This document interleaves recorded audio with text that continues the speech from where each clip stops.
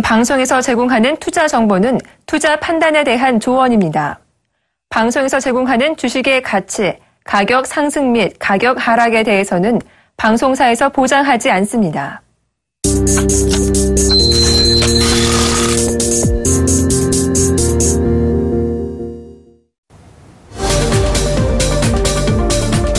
안녕하세요. 종목세일즈 김보람입니다. 대외 불확실성 요인들이 하나둘 일단락되고 있습니다. 어제는 유로존에서 그리스 구제금융 지원과 관련한 합의가 이뤄졌다는 소식이 전해졌고요. 오늘은 이란 핵협상 타결까지 긍정적인 소식이 전해지면서 국내 증시의 반등세도 이어지고 있는 상황입니다.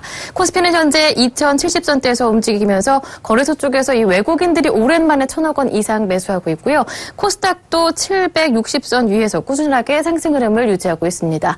한 가지 문제점은 대우조선해양입니다. 2조 원대의 손실을 숨겼다는 의혹이 제기되면서 워크아웃 추진설까지 나타나고 있는 상황인데요. 대우조선해양에 돈을 빌려줬던 은행주들마저 동반 급락세가 나오면서 은행업종이 업종 가운데 가장 큰 폭으로 하락하고 있는 오늘장입니다. 멘토 모시고 지금 시장 이야기 나눠보면서 그래도 사볼 만한 종목이 있다면 어떤 종목인지 알아보겠습니다. 함께 하실 멘토부터 화면 통해 소개해드립니다. 오늘 함께 하실 멘토는요. 퍼즐 이론으로 성공 투자를 이끄는 저평가 우량 급등주 분석 전문가 황민영 멘토입니다. 네, 샘플러스 황민영 멘토님 모셨습니다. 안녕하세요. 네, 안녕하십니까. 네, 반갑습니다. 네, 그리스 문제도 일단은 완전 해결된 것은 아니지만 의회에 또 합의가 남아있는 상황이지만 일단락되는 모습이고 이란 핵협상까지 타결됐는데 국내 증시에서 이 대우조선해양의 악재가 나오는 모습이었습니다. 전반적인 시장 분위기 짚어주시죠. 네, 오늘장은 웃으시는 분들은 또 웃으실 거고요. 네. 시장이 올라가지만 또 웃지 못하시는 분들도 있을 것 같아요. 일단 전반적으로 대외적인 그 악재들은 어느 정도 소강 상태에 지금 들어가 있는 상황이고요. 크게 이제 부각되지는 않은 상황이죠. 중국 역시 마찬가지고 그 다음에 그리스 문제 역시도 마찬가지. 일 텐데 중요한 건 뭐 시장 안에서 뭐 종목들 개별적인 종목들 안에서의 흐름이 좀 엇갈리는 모습들이 나타났습니다. 바로 전날 같은 경우에는 뭐 SK 하이닉스가 좀 급락세를 이어오다가 오늘 같은 경우에 반등이 나왔고 그리고 오늘 특징적인 부분으로 봤을 때 대우조선해양이 2조 원대의 손실 규모를 이제 숨겼다라는 이유 때문에 하한가를 기록을 했어요. 이렇게 대형주가 좀 급락을 하는 그런 이제 장이 뭐 현재 시장이라고 볼 수 있는데 이어서 이제 은행주까지 같이 또 밀리는 그런 모습들도 나왔죠.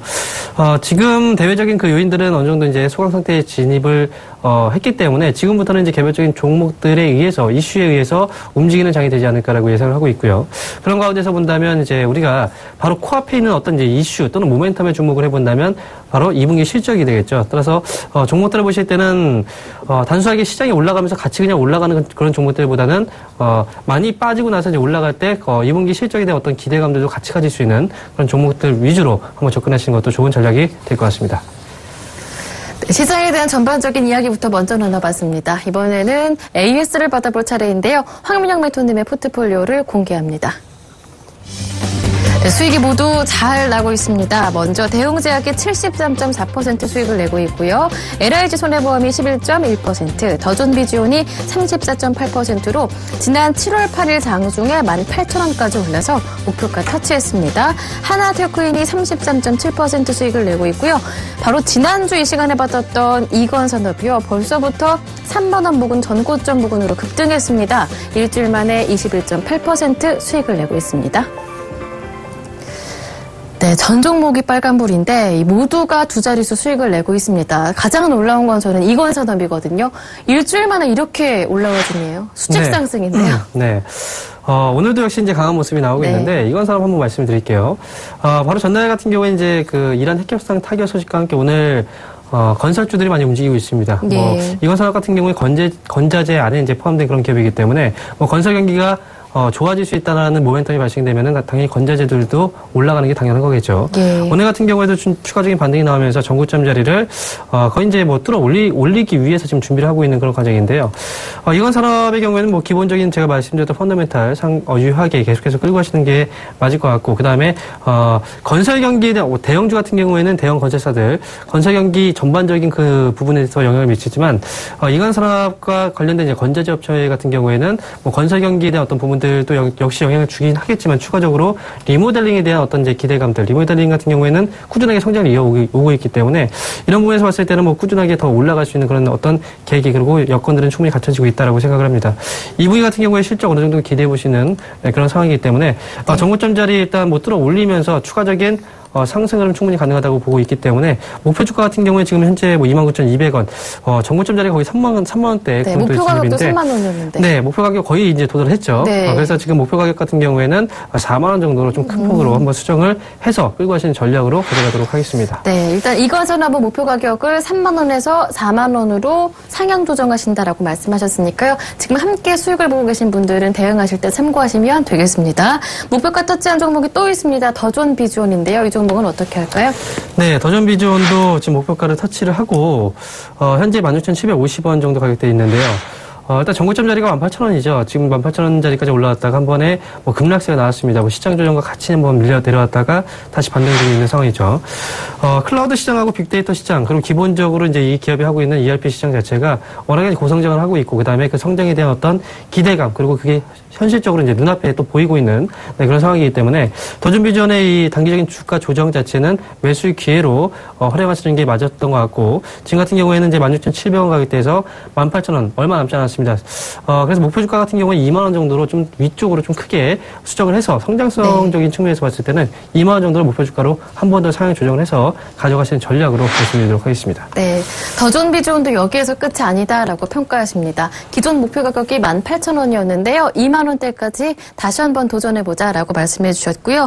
이번에는 대웅제약도 한번 살펴볼까 합니다. 사실은 이 제약 바이오주가 함께 급락했을 때 낙폭이 좀 크게 나타났었는데 15만 원대까지 올라갔다가 10만 원 아래로 내려왔었거든요. 다시 반등이 나오면서 10만 원까지는 회복을 해주는 모습인데 어느 정도까지 또 반등을 기대해 볼 수가 있을까요? 네, 대웅제약, 지난번에 말씀드릴 때 대웅제약은 한번 눌렸을 때 저점 매수의 기회로 한번 활용을 해보자라고 또 말씀을 했었는데, 지금 같은 경우에 저점을 잡고 다시 한번 위쪽으로 올라오고 있죠.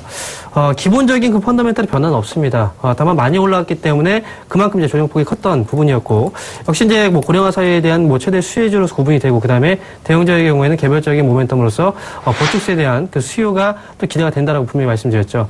현 시점 자체로 봤을 때 가격적인 부분에서 봤을 때는 좀 충분히 싸게 접근할 수 있는 그런 가격대이기 때문에 지금 현재 반등이 나오게 된다면 일단 1차적으로 한 14만 원 정도 이 정고점짜리, 이 자리에서 물렸던 사람들이 이제 나올 수 있는 그 물량대가 바로 14만 원이 되겠죠. 따라서 14만 원을 1차적인 목표가로 설정하시고 14만 원 넘어서게 된다면 계속해서 끌고 가시는 전략도 충분히 좋은 결과를 가져갈 수 있는 하나의 전략이다라고 말씀을 드릴 수 있겠습니다. 네, AS는 여기에서 마무리를 해보겠습니다. 함께 수익 나시는 분들 굉장히 축하드리고요. 오늘의 관심 종목을 또 받아볼 차례인데요. 그 종목이 어떤 종목인지 알아보기 전에 힌트부터 좀 주시죠. 네, 화면 잠깐 보면서 말씀드리도록 하겠습니다. 행복한 눈물이네요. 아시네요. 네. 지금 이제 팝 아티스트, 네. 그죠? 리히텐슈타인의 이제 행복한 네. 눈물인데, 자, 눈물은 이제 슬플 때도 우리가 흔히 흘리죠. 네. 그런데 왜 행복한 웃으세요? 눈물, 행복한 눈물을 네. 제가 준비한 이유는요. 네. 과연 어떤 것들일까요? 눈물과 관련된 종목? 네, 맞습니다. 눈물과 관련된, 그림과 관련된 종목은 아니고 어쨌든 눈물과 관련된 네. 그런 종목입니다. 행복한 눈물이라고 할 때, 우리가 눈물을 흘릴 때 이 기업은 행복하게 미소를 지을 수 있는 그런 기업입니다. 행복한 눈물을 흘리게끔 해줄 만큼 수익이 아주 기대되는 종목인가 봐요. 어떤 종목인지 열어주시죠. 이 종목이었군요. 아직까지 생소한 분들은 많으실 것 같아요. DHP 코리아입니다. 네, 많이 모르실 수도 있을 것 같은데 이 인공 눈물 만드는 그런 회사입니다. 요즘에는 또 스마트 기기 사용하시는 분들도 많아지고 해서 또 콘택트 렌즈도 많이 사용하셔서 이 안구 건조증 호소하시는 분들이 많거든요. 그렇기 때문에 이 인공 눈물 쓰시는 분들 많아지는 것 같아요. 네, 맞습니다. 네. 중요한 모멘텀들을 앞에서 설명을 잘 해주셨는데요. 자, 일단 DHP 코리아는 이제 국내에서 1위인 기업입니다. 인공 눈물 쪽에서는. 네. 그래서 이제 최근 들어서 인공 눈물을 사용하는 사람들이 많이 증가하고 있는데, 실질적으로 이제 안구 건조증이 이제 인구 3명 중에 1명은 안구 건조증을 앓고 있다고 합니다. 네. 혹시 안구 건조증 있으세요? 안구 건조증까지는 아닌데 저도 지금 소프트 렌즈를 착용하고 있거든요. 그래서 수시로 인공 눈물을 넣어줘야 하더라고요. 아, 렌즈를 착용하고 계시군요. 네. 어쨌든 이제 안구 건조증은 아니더라고 하더라도 네. 네, 인공 눈물을 사용하고 있다라고 말씀하실 거고 일단 지금 이제 이 기업에 대해서 이제 자세히 설명을 드리면 뭐 사업 분야 자체는 여러분들 다 공감을 하시는 그런 사업 부분일 겁니다. 인공 눈물 이제 관련 업체고 인공 눈물 시장이 꾸준하게 성장을 지속하고 있다라는 것 자체는 뭐 시장 안에서 이제 어떤 이슈화가 많이 됐었기 때문에 이 부분에 대해서 잠깐 설명을 드리도록 하겠습니다. 사실 이제 이 기업이 발전을 하고 사회적으로 어떤 이슈가 되었던 건 바로 미세먼지 때문에 그렇죠. 네. 화면 잠깐 보시면서 말씀드리도록 하죠. 이 미세먼지는 사실 국내에서 많은 또 논란을 빚었고 이 미세먼지의 원인으로 제공된 게 바로 중국입니다. 네, 빨간색 국기에 있는데 그거 바로 중국이죠. 네. 중국 쪽에서 보면 거의 앞이 안 보여요. 네. 사실 이거보다 더 심한 사진이 있었는데 네. 그 사진을 준비하면 아예 아무것도 안 보였기 때문에 이 사진을 준비한 겁니다. 그래서 그나마 맑은 날씨로. 네, 그나마 좀 이제 잘 보이는 사진으로 준비했는데요. 이렇게 중국 쪽에서 이제 뭐 무분별한 어떤 발전을 하다 보니까 미세먼지에 대한 어떤 영향 때문에 사람들이 사실 호흡기 질환도 많이 겪게 되고 그다음에 이게 먼지가 눈으로 들어가게 되면 또 눈물을 흘리죠. 그 눈물은 이제 행복해서 흘리는 눈물은 아닐 것 같습니다. 어쨌든 이렇게 미세먼지에 대한 영향 때문에 호흡기 질환 관련해서 이제 어떤 이제 이슈도 한번 됐었고, 그 다음에 안구 건조증에 대한 어떤 부분들, 그리고 눈에 이제 우리가 알고 있는 인공 눈물을 또 넣어야 되는 그런 상황들이 발생이 됐었죠. 그러면서 이제 시장의 규모가 좀 커지기 시작을 했고요. 일단 국내 쪽에서 본다면 이제 안과 의약품 시장 규모를 한번 화면 보면서 보도록 하겠습니다. 화면 잠깐 보시면요. 이게 지금 국내 안과의약품 시장 규모인데요. 시장 규모가 전체적으로 봤을 때 이제 연평균이죠. CAGR이 연평균 14.6% 정도의 성장세가 지속이 되고 있는 상황입니다. 시장 규모 자체도 역시 올라가고 있고 그 중에서도 안구 건조증 시장 자체가 연평균 14% 이상이 지금 증가하고 있는 그런 상황이라는 거죠. 그리고 두 번째 화면 잠깐 보도록 하겠습니다. 이렇게 이제 안과의약품 시장 자체가 이제 증가하고 있으면서 국내 안구 건조증 치료 시장 자체도 역시 커지고 있는데 지금 보면 이제 일회용 시장 자체가 이제 파란색 좀 진한 파란색이죠. 네. 진한 파란색 자체가 이제 일회용 시장이 있고요. 그다음에 다회 여러 가지 여러 번 쓸 수 있는 다회용 시장 자체가 이제 그 연한 파란색이 표시가 됐는데 특히나 성장폭이 가장 큰 게 바로 일회용입니다. 네. 2013년부터 2014년까지 올라올 때 정말 큰 폭의 성장이 나왔거든요.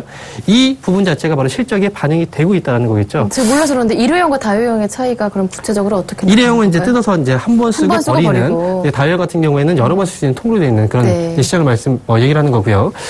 우리가 이제 그 무거운 짐을 사실 많이 들고 다니고 싶지 않아요. 그래서 일회용 같은 경우에 하나씩 뜯어서 이제 쓸 수 있는 그런 일회용 제품들이 많이 팔리고 있다는 거죠. 자, 그리고 다음 화면 보면서 말씀드리도록 하겠습니다. 다음 화면은 바로 이제 업체별로 봤을 때 일회용 점안액의 이제 생산 캐파를 볼 수 있는 건데 가장 생산 캐파 자체가 많은 게 바로 제 왼쪽에 있는 DHP 코리아고요. 그 외에 이제 다른 업체들 같은 경우에는 비중 자체가 훨씬 차이가 난다는 거죠. 비등비등하네요. 네, 거의 비등비등하죠. 가장 높은 그 비중 자체가 DHP 코리아 쪽에서 발생이 되고 있고요. 이렇기 때문에 지금 국내 시장 쪽에서 1위인 기업이 바로 이제 DHP 코리아라고 말씀드릴 수 있겠습니다. 네. 지금 이제 추가적으로 말씀드린다면 우리가 앞에서 이제 언급을 해주셨지만 뭐 미세먼지에 대한 내용도 말씀을 드렸어요. 하지만 우리가 이제 흔히 사용하고 있는 그 컴퓨터, 모니터를 많이 보게 되면 안구 건조증이 또 발생을 하게 되고, 그다음에 스마트 기기, 스마트폰이라든지 태블릿 PC 오랫동안 보면 이제 우리가 그걸 많이 보고 있죠. 그리고 사실 어떤 한 프로그램에서 이런 한번 얘기가 이런 이제 그 상황을 이제 들었던 그 화면이 있었는데 그게 뭐냐면 우리가 엘리베이터 타지 않습니까? 네. 엘리베이터 타면 사람들이 다 서로 쳐다보지 않아요. 다 서로 이제 쳐다보지 않고 바로 스마트폰을 보고 있는 그런 화면을 이제 봤던 것 같아요. 근데 그것 자체가 이제 그만큼 우리가 스마트폰에 대한 의존도가 좀 많이 높아지고 있다는 거죠. 그리고 화면 자체가 너무 작은데 그렇게 이제 보다 보면 안구 건조증이 쉽게 걸릴 수가 있습니다. 사회적인 이슈 자체도 이제 그렇게 변하고 있는 그런 과정이고, 그다음에 이제 나이가 좀 많이 들면 들수록 결국은 또 눈에 이제 안과 질환이 또 생길 수밖에 없어요. 그래서 그런 부분들까지도 같이 본다면 고령화 사회에 진입하면서 또 최대 수혜주가 될 수 있다. 그래서 안과 질환 시장 자체가 이제 2008년도 대비했을 때 2013년도까지 기준으로 본다면 거의 이제 52.3%까지 성장세를 보이기도 했었습니다. 그 중에서 안구 건조증은 3명 중에 1명꼴로 발생이 되기 때문에 치료 시장 자체가 거의 85.7%까지 거의 급증을 했던 그런 부분들이 지금 현재 시장 안에서의 어떤 성장성으로 반영이 되고 있다. 이렇게 보시면 되겠고요. 자, 그리고 이제 고성장에 대한 부분들이 이제 그럼 지금까지 그렇게 고성장을 해왔는데 앞으로도 그렇게 과연 성장할 수 있을까? 이 부분에 대해서 말씀을 드린다면, 자, 일단 2013년도부터 시작을 해서 20% 후반대의 영업이익을 계속해서 달성을 했었습니다. 그래서 네. 일단 이익 자체로 본다면 정말 큰 폭의 이익을 계속 해 나가고 있는 상황이고요. 올해 같은 경우도 역시 이제 큰 폭의 성장세가 이어지면서 추가적인 어떤 이제 성장에 대한 어떤 기대감을 가져볼 수 있는 그런 여건들이 마련되고 있습니다. 그리고 이제 캐파를 최근에 증설을 했던 그런 모멘텀도 있는데요. 지금 이제 캐파가 한 2개 라인으로 해서 이제 1억 3,200만 개 정도 생산하고 있는데 올해 3분기죠. 지금 맞아요. 2분기고 3분기부터는 한 개 라인이 추가돼서 이제 캐파가 이제 2억 5,200만 개로 거의 증가를 하게 됩니다. 2배 증설한다고 하더라고요. 네, 2배로 증설하게 되면서 이제 이 캐파 물량들이 다 시장에 쏟아져 나오게 되면 그만큼 또 수요가 발생되기 때문에 캐파를 증산한다는 거겠죠. 그래서 이런 부분들도 역시 하나의 실적 매출이 커질 수 있는 어떤 이제 모멘텀이 될 수 있다라고 말씀을 드릴 수가 있고요. 그다음에 이제 우리가 주식시장에서 중국이라는 단어 빼고서는 우리가 해답을 찾을 수가 없습니다. 사실 네. 중국과 연관돼서 주가들이 올라가는 거 보면 정말 무섭죠. 그래서 중국과 관련해서 이 모멘텀을 하나 말씀드릴 텐데 일단 중국 쪽에서 이제 최대 제약 기업인 시노팜 그룹하고 최근 들어서 이제 조인트 벤처 설립안을 진행 중이라고 지금 얘기가 나왔었어요. 올해 같은 경우에 올해 안에 이제 설립될 예정이라고 지금 나왔는데 아직까지 뭐 확실한 그 내용 자체가 나오진 않았지만 네. 이 외에도 이제 미국 월마트에 지금 납품을 하고 있고 이 월마트를 통해서 이제 중국 쪽에 또 납품 소식이 있기 때문에 이런 부분들까지 함께 본다면 중국과 같이 묶어서 또 성장을 한번 노려볼 수 있는 그런 기업이 바로 DHP 코리아다라고 말씀을 드릴 수 있겠습니다. 네. DHP 코리아, 이 중국 호재까지 연관돼 있는 그런 기업인데요. 그렇다면 그동안의 실적 추이는 어땠는지 좀 확인을 해보고 싶어요. 네, 실적 한번 보도록 하겠습니다. 실적적인 측면에서 이제 화면 잠깐 보면서, 말씀을 한 가지 이제 빼놓고 말씀드린 게 있는데요. 중국 얘기 빼놓으셨죠? 말씀드렸죠. 지금 이제 중국의 이제 콘택트 렌즈 시장입니다. 지금 렌즈를 끼신다고 말씀하셨잖아요. 네. 렌즈 끼는 사람들도 이제 저만하게 사용할 수밖에 없는데, 중국 콘택트 렌즈 시장 자체가 뭐 2009년도부터 시작을 해서 이제 2012년도부터 2013년도까지 그 증가폭 자체가 크게 나타나고 있어요. 꾸준하게 이제 매출 규모 자체가 증가하고 있기 때문에 이런 부분들도 같이 보실 필요가 있겠고요. 그 다음에 실적 부분은 제가 화면을 통해서 말씀드리도록 하겠습니다. 자, DHP 코리아의 실적을 잠깐 체크를 해보고 가도록 하죠. 기본적으로 매출액 자체도 중요하겠지만 제가 중요하게 보고 있는 건 뭐 영업이익이나 이제 순이익 그 안에서도 이익률이 얼마나 증가하고 있느냐 이 자체가 되게 중요하다고 보고 있는데 2014년도 같은 경우에는 이제 영업이익이 91억 원에서 2015년도 3월달 1분기죠. 1분기는 22억 원까지 이제 1분기 실적이 나왔고요. 영업이익률 보게 되면은 2013년도부터 꾸준하게 20% 거의 후반대에 영업이익률이 나타나고 있습니다. 그리고 순이익의 경우에도 이제 이익률 기준으로 본다면 2013년도에 5% 정도밖에 되지 않았는데 2014년도에 거의 급증했죠. 29%까지 올라섰고 그다음에 2015년도 1분기에는 27%까지 역시 고성장이 계속 진행이 되고 있는 그 과정이 있다라고 말씀을 드릴 수 있습니다. 네, 알겠습니다. 실적까지 우리가 눈으로 확인을 해봤습니다. 이번에는 차트를 열어보고요. 주가의 움직임도 확인해 볼까요? 네, 차트 보면서 이제 전반적인 흐름을 짚어드리도록 하겠습니다. 자, 지금 14,300원 정도 가격대에서 형성이 되어 있는데요. 네. 주가의 흐름 자체 이렇게 본다면 이제 단기적으로 계속 이제 흔들림 안에서 어떻게 보면 횡보 흐름이 좀 나타나고 있다라고 이제 생각할 수도 있습니다. 하지만 좀 추세를 좀 길게 보게 된다면 DHP 코리아의 주가가 이제 2012년도부터 시작을 해서 꾸준하게 우상향 추세를 그려왔다라는 걸 눈으로 우리가 확인해 볼 수가 있겠죠. 이렇게 이제 상승 추세, 저점이 계속해서 올라가고 있고 고점이 또 올라가고 있는 그런 추세 안에서 흐름을 나타내고 있고요. 지금 같은 경우에는 이제 우리가 항상 주가가 밀리다가 반등이 나왔던 저점을 항상 형성시켰던 그런 추세 저점 부분에서 이번에 반등이 나오고 있습니다. 따라서 어쩌면 지금 자리가 이제 추세 저점에서 반등이 나오고 있는 그런 자리이기 때문에 네. 우리가 이 장기적인 흐름으로 봤을 때는 우리가 충분히 싸게 살 수 있는 그런 자리에 현재 위치해 있다라고 표현을 해볼 수가 있습니다. 단기적으로 봤을 때는 뭐 이런 이제 약간의 이제 박스권의 흐름도 약간 보이긴 하지만 어쨌든 성장에 대한 어떤 기대감과 그다음에 실적이 실질적으로 반영이 되고 있기 때문에 실적이 올라가는데 주가는 당연히 올라가야 되는 게 맞겠죠. 따라서 현 시점에서 봤을 때는 추가적인 반등 여력은 충분하다라는 관점에서 볼 수가 있겠습니다. 네. 전략을 세워본다면 어떻게 세워볼까요? 일단 하단이 계속 높아져 가고 있는 가운데 세 번째 바닥에서 찍고 올라가는 상황이기 때문에 가장 주가를 저가에 매수할 수 있는 기회다 말씀해 주셨는데요. 네, 맞습니다. DHP 코리아에 대해서 이제 그 전략들을 세워드리면요.